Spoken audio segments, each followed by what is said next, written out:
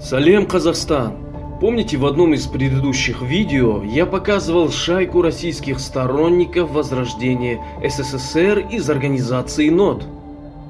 А поскольку мы правопреемники СССР, уже и правопродолжатели, то есть теперь наши органы власти будут принимать решения. А благодаря Владимиру Владимировичу Путину это решение, мы надеемся, будет успешным. И границы 1945 года через мирные референдумы будут возвращены, да, узаконены еще раз. Они, собственно говоря, и сейчас не теряют законности. Оказывается, их деятельность ведется не только там, но и у нас, в Казахстане. Вот давайте сегодня это и обсудим. Алло. Светлана Викторовна, здравствуйте. Здравствуйте. Мне ваш телефон дал Владимир наш с Павлодара. Хорошо. Ага, он сказал, к вам можно обращаться. Я его просил, может, он позвонит, предупредит. Да нет, позвони, говорит, скажешь, что от меня. Вот он говорит, все равно она будет решать, печать ставить, как, что от меня нужно. Я сам с Кустаная, у нас военно-патриотический клуб, мы на 9 мая выходим. Вот. Вы с самого Кустаная, да? Да. С города? Да, с города. Ну, как здорово. У нас в Кустанае много уже. Ну, молодцы, активничаете. Кустаная, молодцы у нас. Я вот просто не понял, смотрите, этот бланк надо будет заполнять, да? Да, вас как звать для начала? Меня Куат зовут. Куат? Ага. Так, ну да, заполнить надо будет заявление самоопределения. Самоопределение. Да, то есть вы самоопределяетесь, подтверждаете свое гражданство и переходите в правовое поле СССР. Значит, мы не будем признавать паспорт Казахстана. Или как? Конечно, нет. Это же Аусвайс. Аусвайс. Во время Великой Отечественной войны выдавали такие. И у нас сейчас идет война, информационная только война. Поэтому вот эта вот оккупационная власть, она оккупировала нашу Казахскую ССР, республику нашу, и правят бандиты. Власть это бандиты.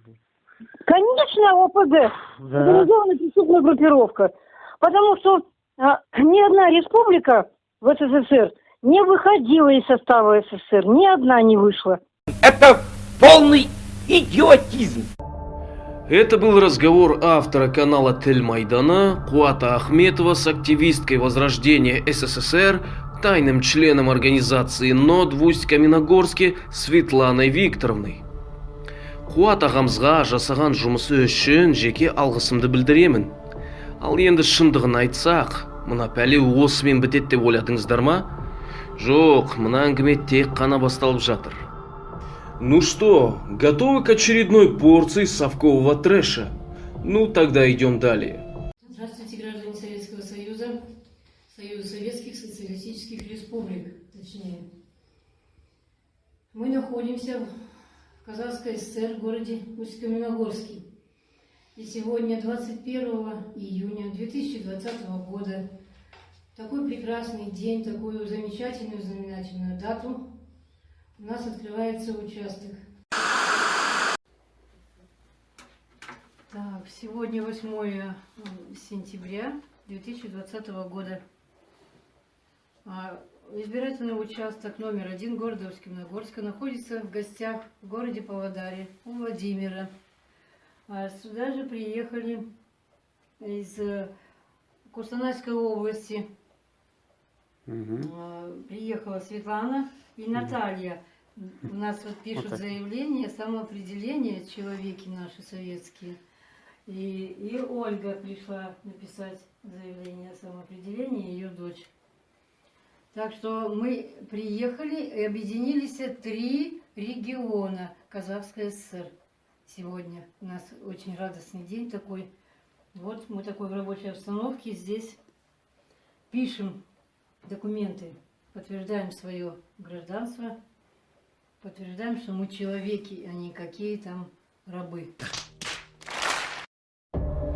Значит, пока весь народ пребывал в смятении после локдауна, у нас, оказывается, под боком происходили такие вот вещи. Эти возрождатели, находясь то ли под настойкой боярышника, то ли еще под чем-то, выехав с разных городов Казахстана, вздумали собраться в Павлодаре и решать судьбу целой страны. Честно говоря, эти пожилые люди меня не интересуют, и их больные фантазии тоже. Но я удивлен, почему мы узнаем об этом только сейчас. Также меня заботит, с чьей подачи все это исходит, кто надоумил этих стариков заниматься всей этой ерундой, и самое главное, занимается ли данным инцидентом наш Комитет национальной безопасности. Ведь, насколько мне известно, именно КНБ, являющийся составной частью системы обеспечения безопасности и суверенитета Республики Казахстан, курирует данное направление. Давайте попробуем вспомнить, где ранее проводились подобные акции, когда создаются всякие фейковые статейки в газетах и журналах, обкатываются провокационные заявления по типу высказываний Никонова и Федорова, проводится работа с истосковавшимся по совку населением, конечно же в Крыму. Имперская Россия давно желает устроить в Казахстане крымский сценарий аннексии территорий. Поэтому нам и начали сувать в уши всю эту дичь про неликвидированный совок, мол, ни одна республика из него не выходила, мол, все это незаконно и так далее. Сколько раз уже ранее было сказано, что 26 декабря 1991 года Совет Республик Верховного Совета СССР принял декларацию о прекращении существования СССР. Но эти имбецилы все никак не уймутся.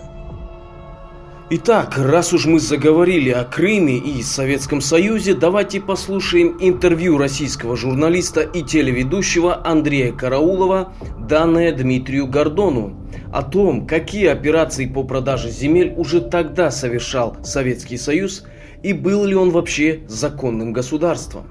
Я задам вам вопрос как человеку умному и который старается говорить правду. Скажите, пожалуйста, вот как вы считаете, аннексировав Крым и забрав часть Донбасса, Россия совершила трагическую ошибку?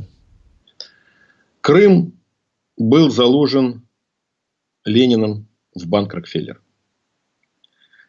Об этом в «Русском аде» подробный рассказ об моменте истины Михаила Никифоровича Полторанина. Проект назывался «Крымская Калифорния». Итак, 20 какой-то год.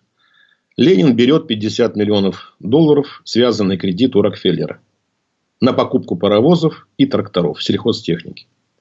Если помнишь, в Сокольниках была выставка сельхозтехники, 20-й год, и Ленин там был.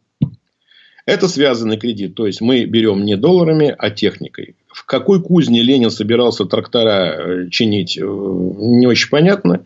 Но в банк был заложен Крым. Полуостров Крым. Заложен в банк Лениным от имени Российской Федерации. Он был председатель Совнаркома РСФСР. Кстати, договор об образовании СССР никто найти не может. Его, похоже, никто не подписывал. 22 год. Его не подписывал никто. Его нет. Найди оригинал. Вполне допускаю. Получишь от меня бутылку коньяка. Похоже, его никто не подписывал. Мы жили в стране, которой нет на бумаге. То есть мы жили в стране, которой нет на бумаге. Так что я не понимаю, о каком самоопределении твердят эти сепаратисты, на что надеются. Ну а после сравнения казахстанского удостоверения личности с немецким Аусвайсом, я понял, что у этих пенсионеров давно крыша поехала. После всего этого маскарада, когда нам рассказывают о счастливой и беззаботной советской жизни, когда якобы трава была зеленее, воздух чище, а вода прозрачнее, хочется показать только вот это. Случилось то, что все равно должно было рано или поздно случиться. Весь декабрь водкой в Чите, не говоря уже о винах и о шампанском, не торговали. И лишь за день до Нового года 7 специализированных магазинов из 52 начали продажу спиртного. Понятно, что вожделенный напиток доставался тому, кто понахрапистее, да у кого мускулы покрепче. Милиция послала в очереди почти весь свой штатный состав. Замечу, кстати, на улицах, свободных в этот день от патрулирования, произошло, по сводкам УВД, 5 убийств. Водка кончилась быстро. И тогда обозленная толпа вышла на центральную магистраль города, перекрыв ее. Возле магазинов запылали костры. Но, как оказалось, люди требовали от властей невозможного. Единственный в области Читинский ликероводочный завод, сверх всяких фондов и лимитов, кончившихся еще в начале осени, поставил в торговлю 320 тысяч бутылок водки. Почти по одной на каждого жителя Читы. И все равно этого мало. 30 декабря ликероводочный завод стоял из-за отсутствия стеклотары. Выручили прибывшие по железной дороге 7 контейнеров с бутылками. На этот раз конфликт удалось погасить. Но ведь впереди еще праздники. Сумеют ли городские власти овладеть экономическими рычагами и гарантировать стабильность ситуации? То ли дело раньше.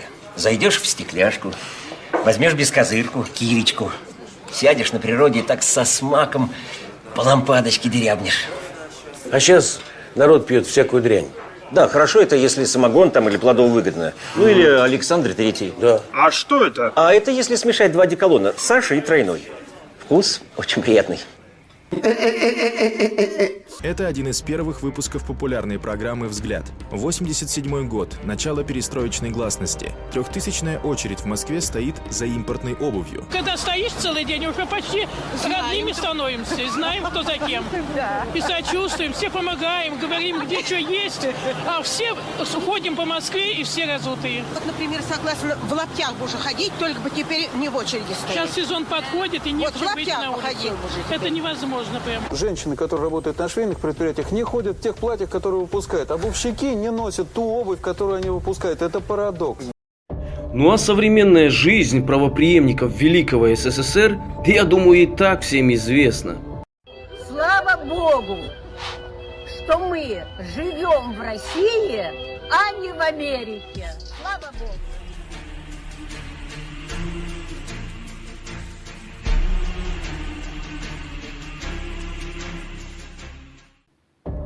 Так что ни о каком самоопределении в Казахстане и речи быть не может.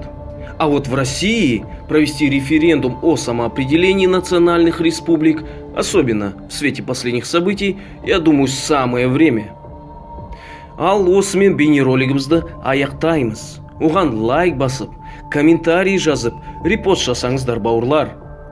Дендеріңіз сау болып, келесі жолы амандықта кездесейік. До лета засоленым. Хлеба у нас конца края не было. Никто нас не задевал, никто не шевелил. Как пришла советская власть, и начали рвать, и начали сшибать, и оборвали всех. Ой, сгорела бы эта власть огнем пылом.